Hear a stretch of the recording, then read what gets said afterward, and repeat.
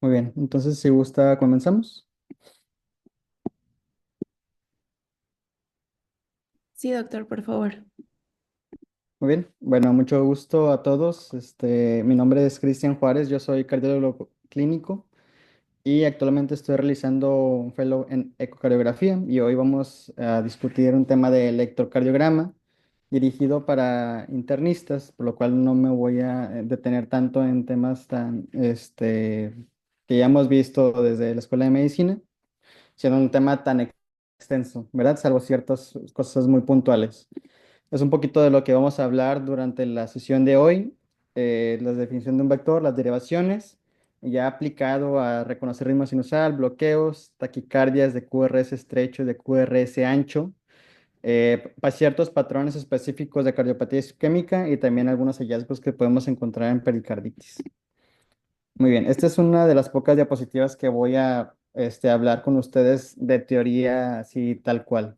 Entonces, ¿qué es un vector? Esto es importante reconocerlo, tenerlo bien claro para el resto de la presentación porque nos va, además de para la interpretación de un electrocardiograma, porque te da ciertas pistas de los diagnósticos y de ciertas dudas que tú puedes resolver con eso. Entonces, un vector es tal cual una línea que tiene una dirección.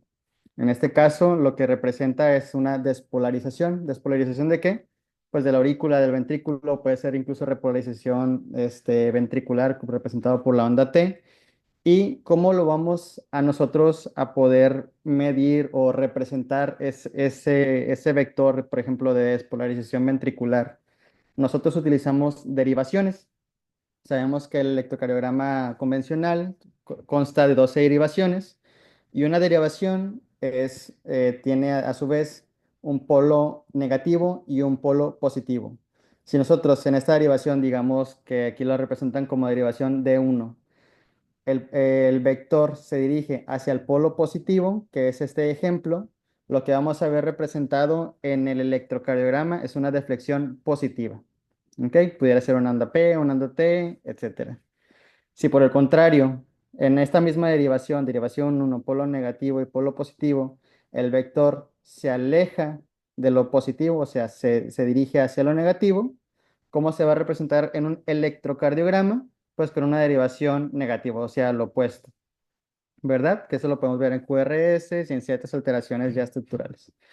Si en un tercer escenario tenemos nuestra derivación negativa y positiva y el vector va completamente transversal o tangencial a este, lo vamos a ver representado por un complejo bifásico, o sea, positivo, negativo, positivo, y dependiendo si tiene alguna inclinación, va a ser de predominancia positiva, predominancia negativa, y otra cosa importante es que la amplitud o la altura, por así decirlo, de la representación del electrocardiograma, o sea, de la deflexión, va a depender de tanto la dirección como de la magnitud de ese vector. Entonces, por ejemplo, pacientes con hipertrofia ventricular, el vector es más grande, por así decirlo, y se va a representar por una amplitud mayor en la deflexión. Muy bien. Teniendo eso en claro, ya aplicándolo al electrocardiograma como tal, sabemos que tiene 12 derivaciones, como les comentaba. La podemos dividir en 6 en el plano frontal y 6 en el plano precordial. Entonces vamos a empezar por el plano frontal.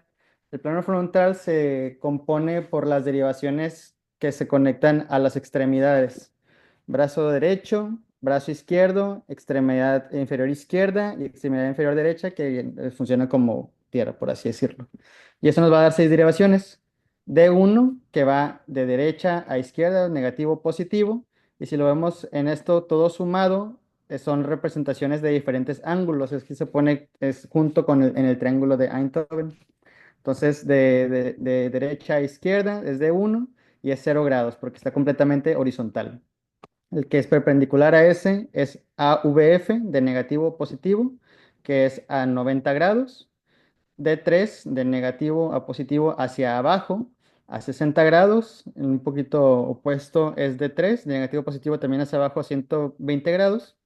ABL de abajo hacia arriba a la izquierda, brazo izquierdo de negativo de -30 y del otro lado ABR, o sea, hacia el lado derecho, pues la R y la L y F de foot, ABR dirigido a -150 grados.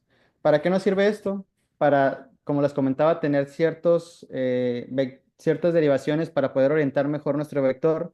A lo mejor, si nuestro vector se dirige completamente hacia acá, pues ABR va a ser completamente positivo y algunos otros cambios. Y esto nos va a ayudar para determinar el eje eléctrico y otras este, cambios. Las otras derivaciones son las del plano precordial, o sea, las que se ponen en el tórax.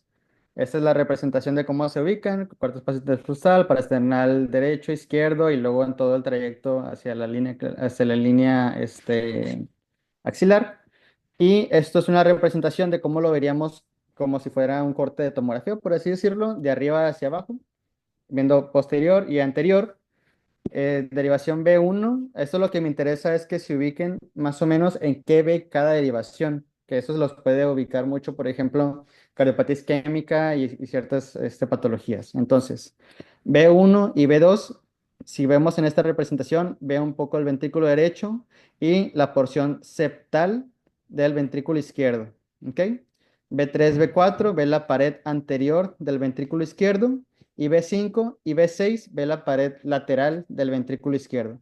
Entonces, en conjunto ya tenemos las 12 derivaciones y esto nos va a ayudar muchísimo para hacer nuestro análisis del electrocardiograma. Me gustaría, si van teniendo alguna duda, me pueden interrumpir en cualquier momento, no hay ningún problema y ya podemos explicar en dado caso que vaya surgiendo alguna pregunta. Entonces, ya aplicando todo esto, lo primero es reconocer un ritmo sinusal. ¿Cuáles son las características de un ritmo sinusal? Es un ritmo regular, o sea, RR o PP regular siempre, con una frecuencia cardíaca entre 60 y 100. Menor a esto es bradicardia sinusal, mayor a esto es taquicardia sinusal, si así aplica. Otra característica es que su QRS va a estar precedido de onda P con una misma morfología, porque ya vamos a ver adelante que puede haber unas variaciones, y que esta onda P sea positiva en D2 y negativa en ABR. ¿Por qué esto? Si ven en esta figura que tengo acá abajo a la izquierda, es una representación del esquema eléctrico cardíaco. Sabemos que el impulso sinusal se origina del nodo sinusal, que es el que se encuentra aquí y se dirige en dirección inferior, izquierda y anterior, que es como se representa en esta flecha hacia el nodo AB. Entonces, ¿cuál es la derivación en el plano frontal que tiene esta dirección? Pues es más o menos de 2. Entonces, si tiene esta misma dirección, o sea, se dirige el vector de negativo hacia positivo, o sea, de arriba hacia abajo, en D2 se va a ver positiva, ¿ok? Si por el contrario, ¿cuál es la derivación que también está en ese mismo dirección, pero en sentido opuesto? ABR. Entonces, si tenemos un vector que lo estamos viendo en ABR, olvídense de todo lo demás y el vector va en sentido de arriba hacia abajo, o sea, de positivo a negativo, como lo vimos en las primeras diapositivas, va a tener una deflexión negativa. Entonces, eso es lo primero que tienen que ver para ver si es su electrocardiograma, si les queda alguna duda, que sea ritmo sinusal. Y otras características que menciona, por ejemplo, el libro del doctor Gerardo Pozos de electrofisiología, es que el PR debe tener una duración fisiológica y eso le va a ayudar bastante para distinguir taquicardias sinusales de taquicardias supraventriculares, por ejemplo. Entonces, la duración fisiológica es entre 120 a 200 milisegundos. Menos de esto no es posible porque este trayecto del impulso del nodo sinusal al nodo AB no es inmediato, tiene que atravesar toda la despolarización auricular, luego las de Bachmann, etcétera, hasta llegar al nodo AV y esto pues lleva su tiempo, ¿verdad? Para que se transmita. Entonces, por ejemplo, si tienes un PR de una duración de 80 milisegundos, lo más probable es que ese impulso, si bien puede venir de la aurícula, no necesariamente del nodo sinusal, ¿ok? Entonces, es lo que vemos aquí en esta representación del electrocardiograma. Aquí es medio electro, prácticamente el plano frontal, las otras ahorita no me importan porque estamos viendo solamente si es sinusal o no sinusal. Entonces, ¿qué es lo que vamos a ver? Es un ritmo irregular, ¿sí? Frecuencia cardíaca entre 60 a 100, ¿sí? Precedido de cada QRS de una onda P. También tiene la misma morfología, lo podemos ver también.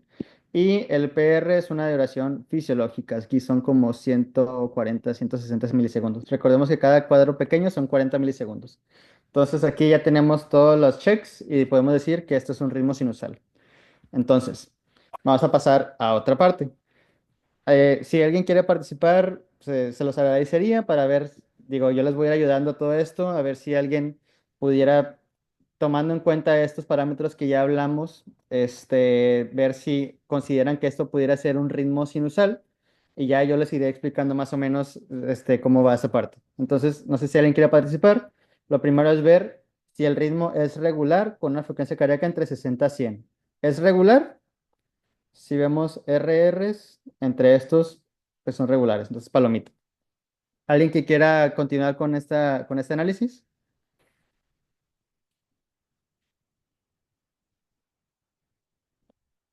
¿No? Bueno, entonces, QRS precedido de onda P con la misma morfología. Sí, tenemos onda P, QRS, onda P, QRS, y son iguales. Y la onda P es positiva en D2 y negativa en ABR. Ok, entonces, onda P en D2 es negativa y en ABR es positiva. Entonces, este criterio ya no se cumplió. Pues con esto ya no podríamos decir que es un ritmo sinusal, si bien tienes los otros criterios, además de que el PR está normal. Entonces, ¿cómo pudiéramos saber si bien tiene todas las características, pues, aparentemente, por así decirlo, antes de hacer un análisis ya más estructurado, hacia un ritmo sinusal? Tienes onda P, QRS, ritmo regular, etcétera. Pero ¿cómo pudiéramos saber de dónde viene esta onda P? Pues no viene del nodo sinusal porque sería positiva en D2 y negativa en ABR. Entonces aquí podemos hacer este mismo análisis. Le puse el triángulo que les di de las derivaciones aquí dentro de la aurícula para más o menos ubicarnos. Aquí solo estamos viendo esto, no nos importa nada de lo demás, ¿ok? Si ven mi cursor, ¿verdad? Entonces, aquí lo que podemos ver es que la onda P es negativa en D2, en D3 y en AVF, que si se fijan son derivaciones que todas se dirigen hacia abajo. D2 es positiva hacia abajo, AVF es positiva hacia abajo y D3, perdón, es positiva hacia abajo. Entonces, si nuestra onda P es negativa, en lugar de estar dirigiéndose hacia abajo, la onda P se está dirigiendo hacia arriba. Entonces, en lugar de originarse en la parte de arriba y dirigirse abajo, se está originando de abajo y dirigiéndose arriba, que ya después se transmite por toda la aurícula y como quiera estimula el nodo AB y se hace el resto del QRS, sí. Pero entonces este foco no es un ritmo sinusal porque viene de un foco auricular ectópico. ¿Ok? Entonces nada más para tenerlo claro eso. Ok, segundo ejemplo de si es un ritmo sinusal o no. Aquí haciendo el mismo análisis es ritmo regular con frecuencia cardíaca entre 60 y 100. Pues aquí lo primero que vemos es que los RRs no son regulares. ¿Ok? La frecuencia sí está entre 60 y 100. El QRS está precedida de P y misma morfología también. Onda P positiva en D2. Onda P positiva en D2. Ok, check. Y negativa en ABR también. Entonces PR también normal. Pero esto, ¿por qué es irregular? Esto es algo bien común. No es algo patológico y es algo que se llama arritmia sinusal. Aquí es todas las características del ritmo sinusal excepto la regularidad. O sea, el PP no es el mismo, es irregular. ¿Y por qué se genera esto? Porque hay, principalmente, esto lo vamos a ver en pacientes jóvenes, adolescentes, que les pueden llegar. Y depende principalmente de la respiración. Sabemos que con la respiración hay una variación en la frecuencia cardíaca. Cuando nosotros inhalamos, la frecuencia cardíaca se incrementa y cuando expiramos, la frecuencia cardíaca, disminuye. Y eso es lo que podríamos ver aquí. Obviamente tendríamos que tener al paciente ahí y ver, entonces, solicitarle que inhale y se va a modificar, etcétera. Pero esa es la principal característica y es la principal causa de arritmia sinusal. Que hay otras que no dependen de la respiración, que son como el 5%, o sea, arritmias ventriculofásicas, pero no me voy a meter en esa parte. ¿Ok? Entonces, tenemos, voy a regresar un poquito, ritmo sinusal, ritmo auricular ectópico y arritmia sinusal. Eso es lo que podemos ver en estas, que es lo que, los principales diferenciales que pudiéramos tener en ese aspecto. ¿Ok? ¿Hasta aquí alguna duda? Si no, voy a continuar. Vamos a pasar a los bloqueos. Los bloqueos ya los hemos visto en repetidas ocasiones desde la Facultad de Medicina. Entonces no me voy a tener mucho en esto. Bloqueo de primer grado simplemente es prolongación del segmento del intervalo PR que es mayor a 200 milisegundos. Recordemos que lo fisiológico es de 120 a 200. Si es mayor a eso, es bloqueo de primer grado y no hay que pensarle mucho. ¿Ok? Bloquea B de segundo grado y dos tipos. Tipo uno Benkevac, en el cual el PR, como podemos ver aquí en esta secuencia, se va prolongando con cada latido. Aquí está normal, se va prolongando, prolongando, prolongando, prolongando, hasta que llega a un latido que ya no cumple ese criterio, que ya alcanzó su periodo refractario y que ya no conduce. Entonces, aquí es la secuencia del bloqueo tipo Benkevac. Ya en el siguiente latido va a haber una pausa mayor al latido previo y va a comenzar nuevamente esta secuencia. ¿Ok? Bloqueo B tipo Movitz, lo que va a hacer es, a diferencia del fenómeno de Benkevac, aquí no va a haber una prolongación del PR, lo único es que va a ser un PR regular, ritmo regular, y simplemente va a haber un latido que no va a ser conducido. Entonces, ya tienen el diagnóstico. A lo mejor tendrán que hacer algunas diferenciales, a lo mejor que esta P se bloqueó o algunos otros tipos de bloqueos de otro tipo. ¿Verdad? Entonces, nada más. Otro punto importante aquí es que si tienes dos P's bloqueadas, ya se denomina como es un bloqueo AB avanzado, porque ya, pues, ya tiene otras consideraciones de tratamiento. ¿Ok? Y pues el bloqueo de tercer grado, completo, como gusten llamarle. Aquí lo importante es que vamos a verlo aquí, por ejemplo, en el trazo largo de B1. Las ondas P y los QRS van completamente independientes. El PP es igual, el RR es igual, pero están disociados. Ese es el término correcto. O sea, uno va por un lado y otro va por el otro, a diferencia de que deberían de estar asociados, primero contracción auricular y después contracción ventricular. Aquí cada quien va a su ritmo, pero independientemente del otro. ¿De acuerdo? Muy bien. Y ahora ya dejando esta parte a un lado, vamos a pasar a las taquicardias. Imagínense que están en el heroico hospital metropolitano Bernardo Sepúlveda y le llega un paciente con este electrocardiograma. Este es un paciente que nos llegó a la guardia aquí en el Hospital Zambrano, una muerte súbita abortada, etc. O sea, no es el caso, pero lo primero que tienes que hacer es Don't panic. Puntos claves para evaluar una taquicardia es hacer el análisis completo antes de tomar decisiones, porque dependiendo de los diferentes diagnósticos que vas a tener de la taquicardia, es lo que le puedes dar y si le das algo diferente, a lo mejor puedes perjudicarlo más que beneficiarlo. Entonces, tranquilo, analiza el electrocardiograma. Sabemos que las taquicardias, los monitores, los carritos rojos que están pite y pite son un imán para mucho personal de enfermería, etcétera, etcétera. Pero lo importante es tener la calma y hacer un análisis completo de tu electrocardiograma y de tu paciente. Entonces, lo primero que vas a ver en tu electrocardiograma en un paciente con taquicardia es si es regular o es irregular.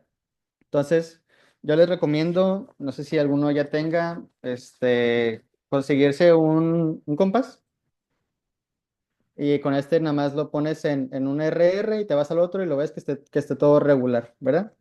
Te ayuda bastante porque muchas veces a lo mejor las variaciones son mínimas o cosas tan sencillas como poner una hoja de papel encima del electro y rayar de un RR a otro y luego pasar esa hoja al otro lado si no tienen un compás. Ya como ustedes gusten, pero lo importante es definir si es regular o irregular. Lo segundo es si es QRS estrecho o QRS ancho. Y el punto de corte son 120 milisegundos. Como les comentaba, un cuadro pequeño son 40 milisegundos, entonces tres cuadros pequeños es el punto de corte. Menor de eso es un QRS estrecho, mayor de eso es un QRS ancho. Y la tercera, ya teniendo ese análisis, es ¿tu paciente está estable o está inestable? Porque si está inestable, ya no la piensas mucho y dependiendo de lo que hayas analizado anteriormente, vas a hacer cardioversión eléctrica o desfibrilación. Si es estrecho y regular, cardioversión con 50 o 100 joules. Si es estrecho e irregular, 120 o 200 joules bifásico.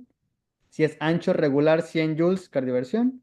Y si es ancho e irregular, o sea, una fibrilación ventricular, pues desfibrilación. Esto es puro ACLS, ¿ok? Entonces, haciendo ese análisis, va a resultar en esto. Y aquí ya tienen la mitad del diagnóstico asegurado. Entonces, tienes una taquicardia regular o irregular de QRS ancho o de QRS estrecho y vas a formar cuatro cuadros. El primero es taquicardia regular de QRS estrecho. Entonces entra primero taquicardia sinusal. ¿Ok? Taquicardia normalita, respuesta, por ejemplo, al ejercicio, fiebre, sepsis, lo que ustedes gusten. Puede desencadenar esto. Un flóter auricular, taquicardias por reentrada, ya sea del nodo AB o por reentrada AB sin el nodo.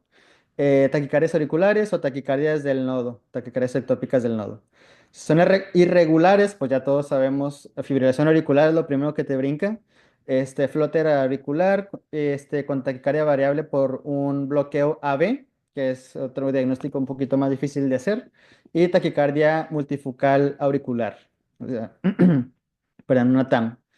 Si es regular y de QRS ancho, taquicardia ventricular, taquicardia supraventricular con bloqueo de rama, un ritmo estimulado, o sea, un paciente con marcapasos, que a lo mejor que está programado en marcapasos para que siga la frecuencia y va a estar el QRS ancho por ser estimulación artificial, una reentrada antidrómica, que ahorita nos vamos a meter un poquito más de eso, y una taquicardia supraventricular preexcitada, que ya son un poquito más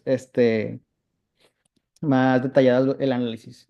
Y si es QRS ancho e irregular, fibrilación auricular con bloqueo, flóter con bloqueo y más bien, con bloqueo AB y bloqueo de rama, fibrilación auricular preexcitada y taquicardia ventricular polimórfica.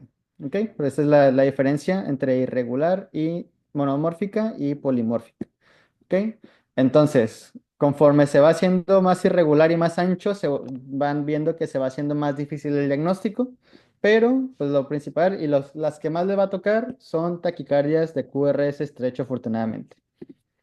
Entonces, un punto clave es, y que si te lo tienen que grabar, QRS estrecho no siempre es de origen supraventricular. ¿Ok? Podemos tener taquicardias ventriculares que se originan de una parte muy arriba del septum, prácticamente abajito del nodo AB, que va a tener la misma despolarización a través del sistema normal de Purkinje y que te va a dar un QRS estrecho, pero es infranodal. Recordemos que el corte para hacer supraventricular y ventricular es el nodo AB. Arriba de eso es supraventricular, abajo de eso es nodal, perdón, ventricular. Y por el otro lado también, QRS ancho no siempre es ventricular. Como me ha regresado esta diapositiva, por ejemplo, una fibrilación auricular con bloqueo de rama es supraventricular, pero tiene un QRS ancho, porque a lo mejor el paciente ya tenía, no sé, tenía cardiopatía isquémica, bloqueo de rama izquierda y luego ICBFA, pues ese bloqueo de rama izquierda va a hacer que no conduzca de manera adecuada y va a ser un QRS ancho, pero el origen de la arritmia es supraventricular de la fibrilación auricular, ¿ok? Entonces, así como se los pongo, con mayúsculas subrayadas y en negritas, no siempre, 95% de los casos, pero esos 5% es los que les va a dar problema, entonces siempre lo tengan en mente. Entonces, si bien decir taqui supra, taqui ventri es correcto, primero enfóquense QRS estrecho, QRS ancho, y a partir de ahí, ya que tengas el diagnóstico, puedes saber si es supraventricular o ventricular, ¿ok? Entonces, ¿por qué? ¿Por qué un QRS estrecho o por qué un QRS ancho? Esta figura me gustó, la referencia es de 1990, perdón, pero la verdad es que busqué muchas imágenes y esa es la que se me hizo la más ilustrativa. Entonces, aquí arriba es por qué el QRS es estrecho. Este es el nodo AB, arriba de esta línea es aurícula, abajo de esta línea es ventrículo, HB es His bundle, este es de His, rama derecha y rama izquierda. Este es el septum y aquí debería estar su ventrículo derecho y su ventrículo izquierdo. Entonces, todo lo que pase aquí arriba, independientemente de todo lo que pase aquí arriba, va a llegar, a menos que haya algo accesorio, va a llegar al nodo AB. Este zigzag representa al retraso que hay en el nodo AB para permitir la contracción auricular. Se despolariza el nodo sinusal, se contrae la aurícula. Viaja el estímulo al nodo AB y se retrasa para permitir la contracción y relajación auricular y luego la contracción y relajación ventricular, porque si no estuviera este retraso en el nodo AB, se contraerían al mismo tiempo y no sería una contracción efectiva. ¿Ok? Entonces, esto es por lo cual el QRS es estrecho, porque utiliza el sistema de conducción normal. ¿Ok? ¿Y por qué se producen QRS anchos? Como les comentaba, ya sea que puedas tener un QRS ancho por bloqueo de rama, o sea, una conducción aberrante. En este ejemplo, es la misma esquema. Aurícula, nodo AB, rama derecha y rama izquierda. Y aquí lo que se representa es un bloqueo de rama derecha. Entonces, este estímulo, en lugar de venir aquí y dividirse y continuar con la misma velocidad, por así decirlo, por el bloqueo de rama, hasta aquí va a llegar. Entonces, ¿cómo se va a estimular el ventrículo derecho si no le llega este estímulo? Pues a través de la rama izquierda, pero se va a tardar, porque tiene que bajar, estimular el ventrículo izquierdo, excitarlo, y luego este estímulo que se pase para el otro lado y luego estimular el ventrículo derecho. Entonces, en lugar de tener una contracción, haciendo la analogía, siendo mi mano izquierda el ventrículo izquierdo y mi mano derecha el ventrículo derecho, en tener, por ejemplo, una contracción así, vas a tener una contracción así.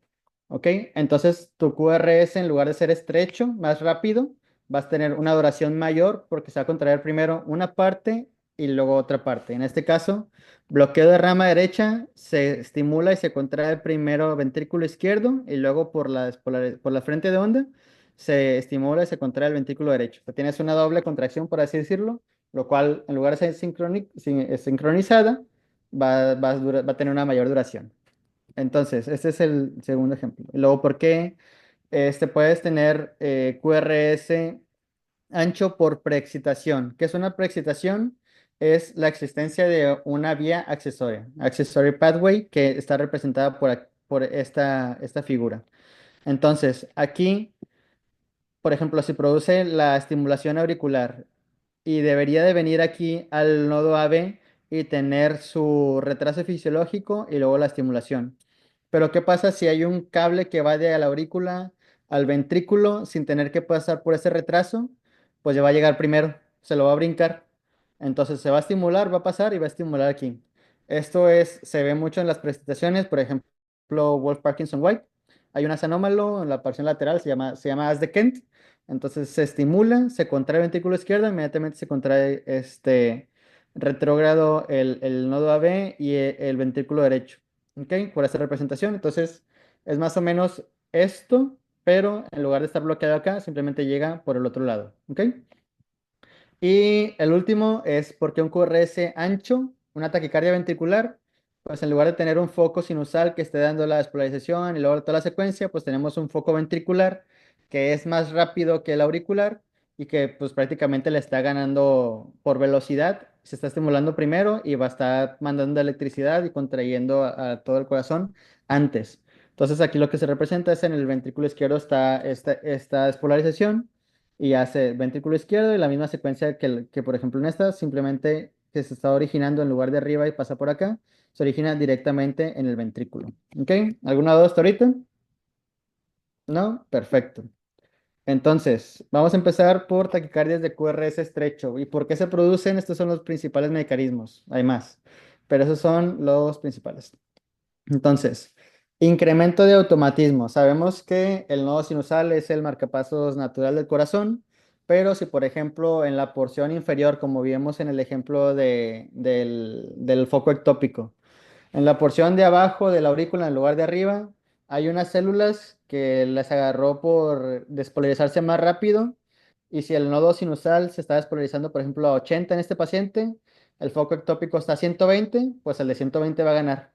Entonces, en lugar de tener esta despolarización por tu nodo sinusal, vas a tener una despolarización antes por un foco ectópico o por aumento del automatismo del nodo sinusal, una taquicardia auricular, etcétera. ¿Ok? Entonces, ese es el primer mecanismo.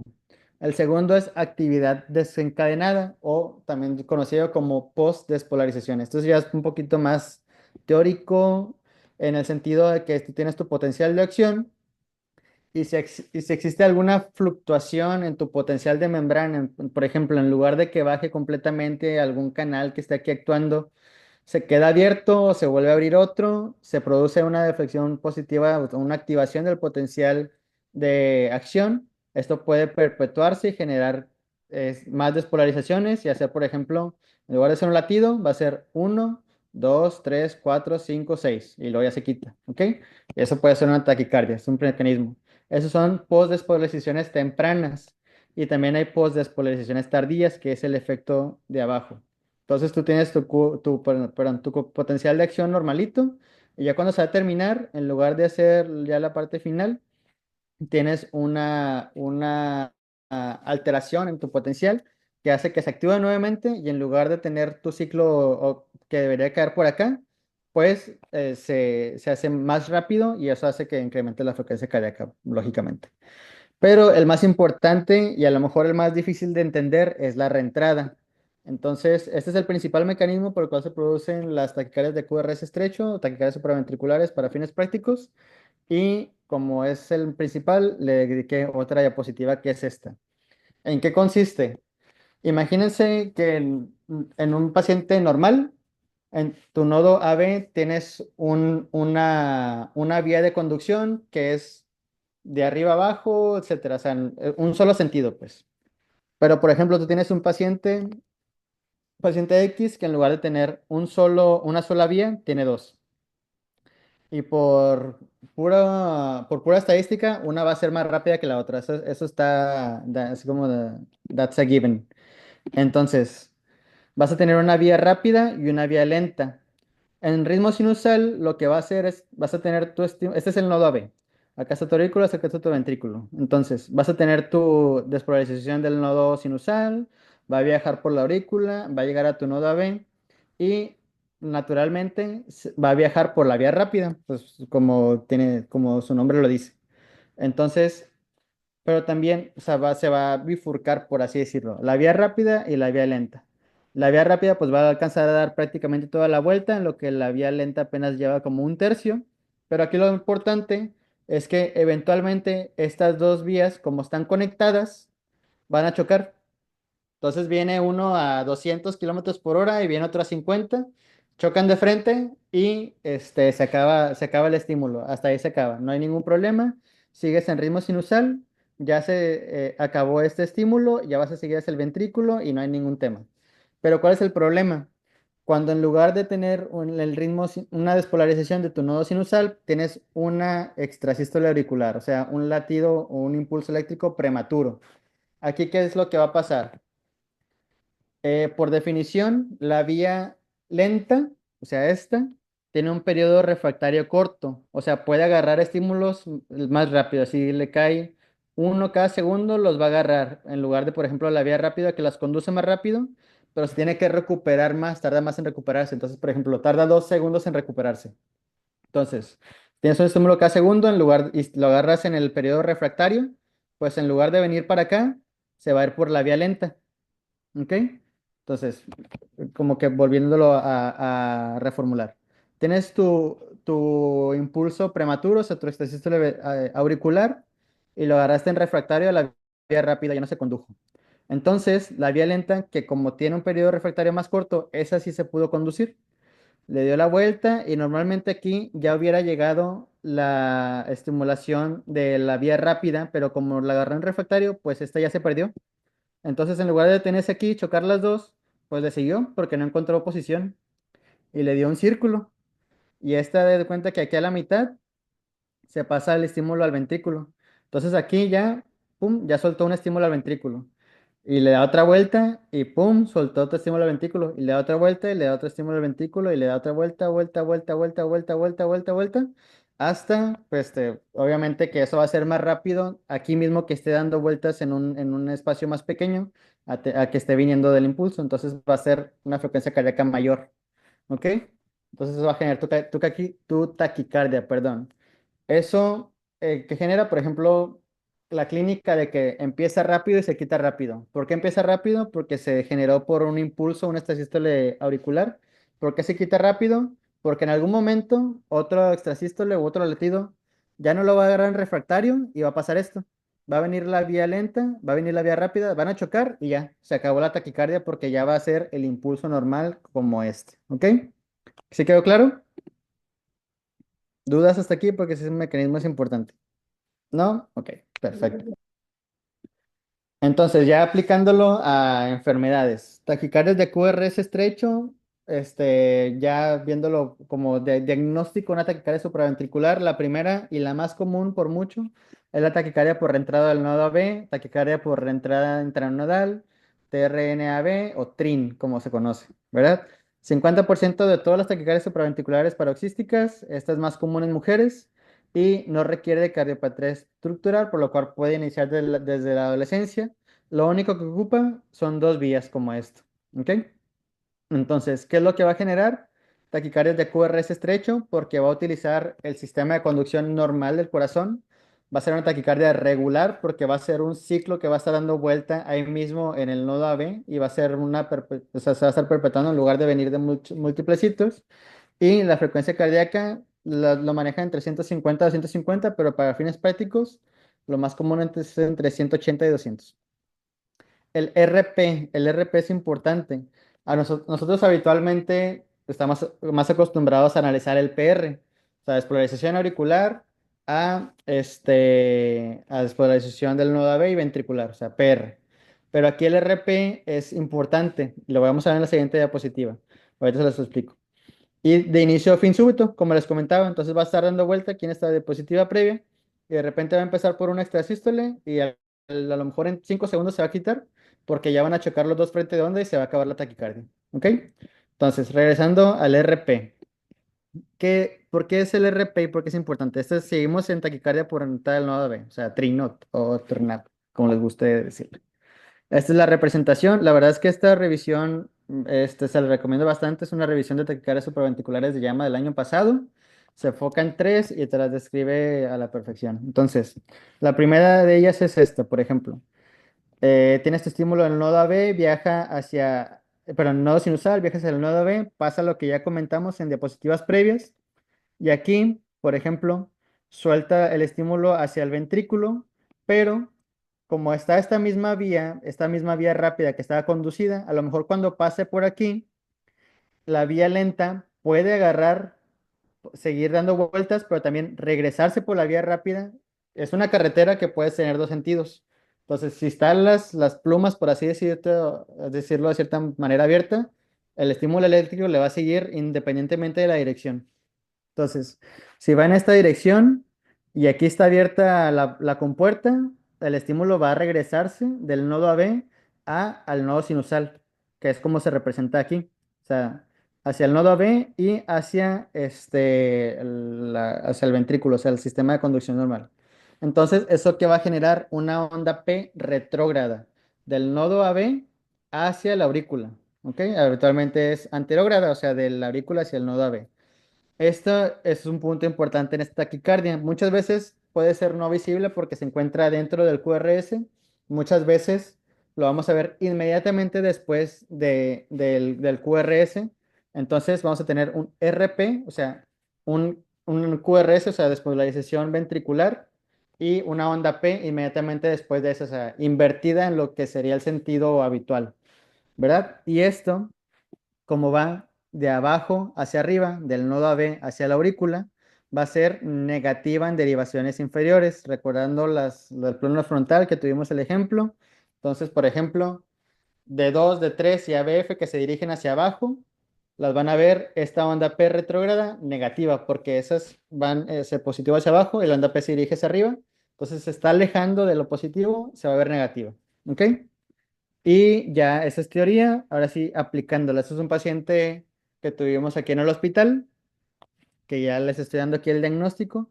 Taquicardia por reentrada del nodo AB. Entonces, primera parte, te llega un paciente así, tan frecuentes de 160, 170, no te estreses y piénsalo bien. RR regular, ¿ok? Check. Entonces, ya descartaste el 50% de tus diagnósticos. Y QRS estrecho, aquí vemos que mide como que unos 60, 80 milisegundos, menos de 120, no importa. Entonces, ya con eso, ya descartaste el otro 25%, te quedaste con taquicardia de QRS estrecho regular, ¿ok? Y ya ahí ya tienes que empezar a ver las pequeñeces de los de los diferenciales de esa categoría. Entonces, esto es lo que les decía de la onda P retrógrada. Aquí solo tenemos tres derivaciones, pero tenemos D2, que es inferior, ABF inferior, y ABR, que es derecha, y B5, que es precordial unipolar. Con estas dos prácticamente tenemos el diagnóstico. Entonces tenemos, no, para empezar, no tenemos una P que preceda al QRS y la frecuencia está arriba de 100 y, y el PR pues no está normal. Entonces ya y aparte pues, no tiene P, entonces no podemos hacer el análisis. No es una taquicardia sinusal. O sea, es lo primero que tienes que descartar. ¿Ok? No es taquicardia sinusal. Y aquí si le ponen atención, déjame ver si le puedo dar un poquito de zoom. Perdón. ¿Si lo ven bien? Aquí estamos en AVF. Recordemos, AVF va completamente a 90 grados de arriba hacia abajo. Entonces, esto que ven ustedes aquí después del QRS es la onda P retrógrada, porque aquí se despolariza el ventrículo y el nodo AB manda el estímulo para el ventrículo y de regreso para la aurícula. Entonces, si va de abajo hacia arriba, o sea, del nodo AB hacia la aurícula, en derivaciones inferiores se va a ver negativo, porque o sea, ABF se dirige hacia abajo, es positivo. Si es opuesto, se va a ver negativo. Entonces, ya con eso ya tienes el diagnóstico, ya no ocupas hacer más análisis. Taquicardia de QRS estrecho, regular, con onda P retrógrada negativa en inferiores, es una taquicardia por reentrada del nodo AB, por los mecanismos que ya les dije. Y ya no le tienen que pensar, le dan sus maniobras vagales, le dan su adenosina y ya lo curaron. ¿Ok? Muy bien. Entonces, vamos a pasar a la segunda, que es por reentrada AB. No se vayan a confundir, la anterior es por reentrada del nodo AB y esta es por reentrada del nodo AB. Perdón, reentrada AB, sin el nodo, perdón. Y esta es por la vía accesoria que les comentaba de las de Kent. Esta es la segunda más frecuente, el 40% de todas las taquisupras. Y a diferencia de las de por reentrada del nodo, esta es más frecuente en hombres y esta inicia desde la infancia. Aquí les va a llegar niños de 5 años, le van a llegar pacientes de 2 años, porque este es una anomalía congénita, ¿ok? Entonces, esto es prácticamente un Wolff-Parkinson-White. As de Kent es una vía accesoria que, como les comentaba en los mecanismos, me voy a regresar para recordárselos, estos. Tienes una vía accesoria que en lugar de pasar por la estimulación normal del nodo AB, va a tener esta y va a estimular acá, ¿ok? Nada más que la diferencia es que va a generar un QRS estrecho. ¿Ok? Esto se asocia a Epstein, macrolepsia hipertrófica, QRS estrecho irregular y estas son mucho más rápidas. De hecho, estas son las taquicardias de QRS estrecho más rápidas que se van a encontrar. Entonces, eso es otra idea. Si lo encuentras por arriba de 200 y es un niño, no ocupas ni ver el electrocardiograma, obviamente sí, pero ya tienes una idea que es una taquicardia por entrada AB, no del nodo, ¿ok? Y aquí el RP, a diferencia del otro, es más, o sea, sigue siendo corto, pero no tan corto, por así decirlo, o sea, es mayor de 90 milisegundos. ¿Por qué? Porque aquí, si se fijan, en lugar de estar dando vueltas aquí mismo en corto en el nodo AB, vas a tener una vía accesoria que va a tener que hacer todo este recorrido para regresarse a la aurícula. ¿Ok? Entonces, de tu despolarización ventricular hasta que viaja todo esto, se regresa y se despolariza la aurícula para producir la onda P, va a ser una mayor duración. O sea, si vas a tener una onda P retrógrada, si vas a tener una onda P, a lo mejor dependiendo de dónde se origine el haz, va a ser la diferencia del voltaje o la positividad de cada una de ellas, pero el RP va a ser mucho mayor. ¿Ok? Y aquí es donde se complica, porque la vía accesoria, como les digo, es una autopista que puede tener dos sentidos. Y puede ser sentido ortodrómico, o sea, en el sentido normal, por así decirlo, o antidrómico. de la aurícula, viaja hacia el ventrículo y va a ser como un Wolf en este caso. ¿Ok? Es la diferencia de que sea QRS estrecho a que sea QRS ancho. ¿Ok? Una taquicardia por entrada AV ortodrómica es QRS estrecho porque se va a basar en el sistema de conducción normal. La antidrómica, como va a bajar en lugar de por el sistema de conducción normal, por el haz anómalo, pues es como si te estuvieras generando un bloqueo de rama o una estrella ventricular que va a despolarizar primero esta parte y luego esta, entonces ya se te ocurre ese. ¿Ok? Entonces, ya viéndolo en fines aplicados, taquicardia QRS estrecho, rapidísima, este, regular, que es una taquicardia por reentrada a B hasta demostrar lo contrario. Ok, aquí la frecuencia está como en 200 y cachito. Entonces, taquicardia regular, QRS estrecho y a lo mejor aquí lo que podemos ver, por ejemplo, en estas, aquí, por ejemplo, en D2. Esta deflexión positiva es la onda P, que puede, es de cómo se va originando, cómo se va regresando la polaridad. ¿Ok? Aquí es un poquito más difícil el diagnóstico o el análisis de la P, pero para fines prácticos o fines más clínicos, pacientes mucho más jóvenes, taquicardias mucho más rápidas. ¿Ok? Así es como lo básico. Entonces ya le voy a dar un poquito más rápido porque estamos en tiempo. Taquicardia con ese estrecho puede ser un flutter. El flutter también es una taquicardia regular, que es por una reentrada, literalmente alrededor del istmo cabo-tricuspidio, que es alrededor del tricúspide, empieza a dar vueltas y esto va a generar despolarizaciones en el nodo AB y en el Purkinje o el haz de His. ¿Por qué es regular? Porque literalmente está dando vueltas en círculo, entonces esto tiene una duración predeterminada y esto tiene una frecuencia predeterminada dependiendo de qué tanto dure. Aquí la frecuencia auricular es de 300 y dependiendo de qué tanto conduzca o qué tanto agarras en refractario el nodo AB, pues qué tanto va a ser la frecuencia ventricular. Si está en conducción uno a uno, las 300 ciclos que estén aquí son 300 ciclos que van a pasar por acá y 300 contracciones. Eso casi no lo vemos, pero sí ocurre y es una urgencia absoluta. La mayoría de las veces son conducciones 2 a uno, que son 300 ciclos acá en la aurícula y 150 que están pasando, ¿ok? Entonces, frecuencia ventricular depende de cociente, como los comentaba, y lo más característico es la presencia de ondas F. Entonces, ondas F mayúsculas de flutter. Esto es un ejemplo bien característico. ¿Ok? Trazo largo. Vamos a ver que esto son las ondas F. Y aquí no estamos viéndolas, pero sí están porque están dentro del QRS. Entonces, lo que yo les recomiendo es que si quieren saber el cociente de conducción, se agarren un compás o una hojita, le miden de aquí a aquí, le saquen la mitad y de la mitad de aquí a aquí, debería ser tu siguiente onda F. Y muchas veces la vas a ver en alguna derivación que cae ahí en medio. Aquí, mira, aquí por ejemplo, aquí está. Entonces, aquí es onda F, que está junto, onda F, onda F, onda F. Aquí no se ve porque queda dentro del QRS, pero si haces el análisis, por ejemplo, de aquí a aquí, la mitad va a coincidir con esta línea que esta es tu onda F. Y entonces ya tienes el diagnóstico. ¿Ok? ¿Dudas?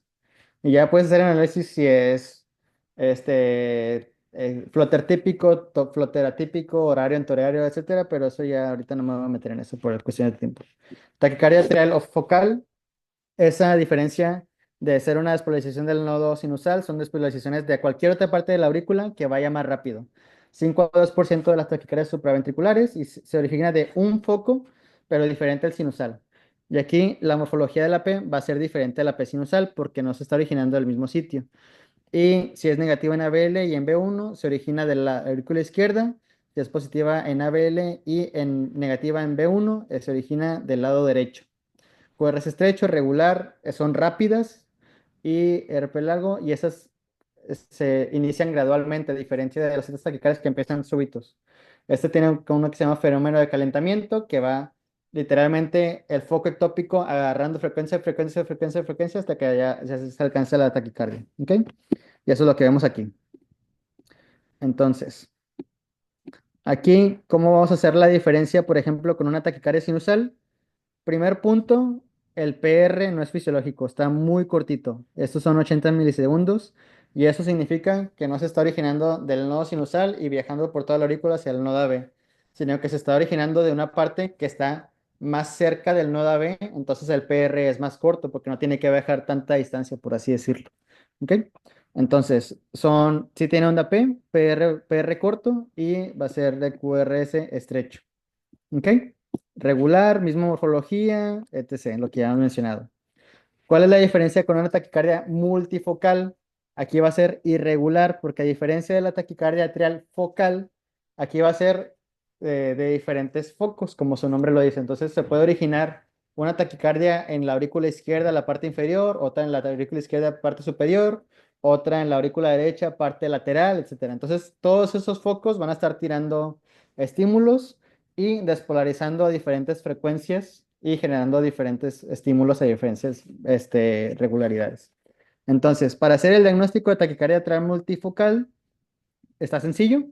Agarras una sola derivación, te agarras el trazo largo o la derivación donde se ve mejor la onda P y vas a tener tres morfologías diferentes. Tienes que tener tres para tener el diagnóstico. Entonces, QRS estrecho es irregular por los diferentes focos, frecuencia variable porque puede estar, es irregular como se menciona y el PR puede variar.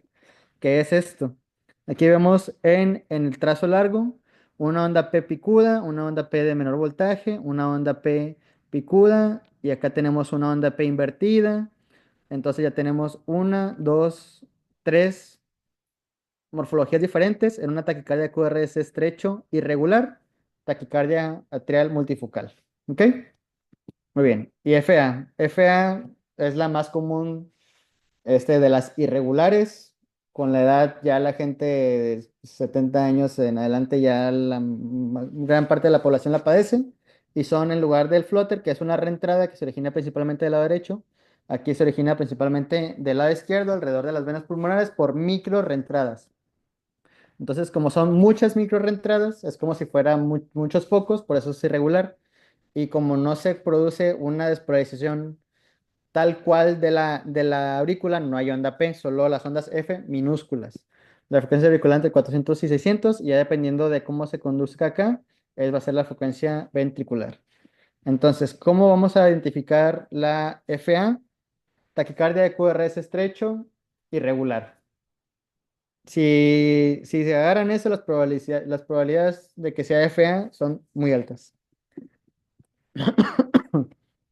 Perdón, ya aquí tenemos unos algoritmos del abordaje del QRS estrecho, regular, si tiene ondas P visibles, la conducción y ya teniendo los diagnósticos. RP corto, típica, reentrada nodonode típica, taquicardia auricular, si es RP corto pero mayor a 90, reentrada AB y si es largo, taquicardia atrial. Este es un trabajo de Brugada.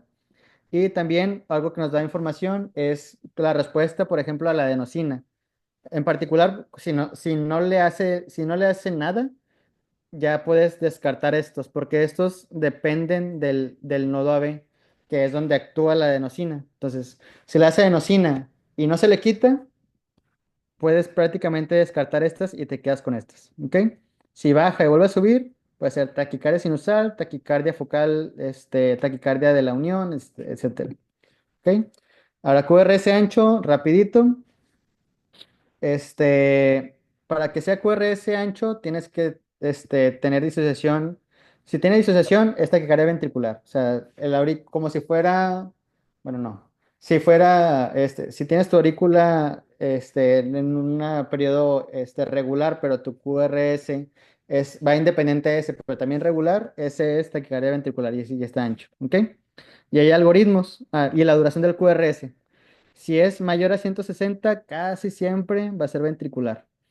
Si tiene bloqueo de rama derecha, mayor a 140 también es sugestivo. ¿Ok? Aquí está como que las líneas. 140 menos, no lo puedes excluir. De 140 a 160 con bloqueo de rama derecha, puede ser. Más de 160, lo más probable es que sí sea. Y hay dos algoritmos principales, el de Brugada y el de Berkey, que es de ABR. Esto ya está un poquito más complicado. Lo importante, o a mí lo que más me sirve es Cualquiera de estos ya es diagnóstico de taquiventri. Entonces, disociación AB, taquiventri. Que ninguna de tus derivaciones precordiales, o sea, de B1 a B6, tenga tanto R como S, taquiventri. Que sea muy ancho y que el del inicio al fin sea mayor a 100 milisegundos, taquiventri. Y en el de BDK analizas solamente ABR. Si tienes una R inicial dominante, taquiventri.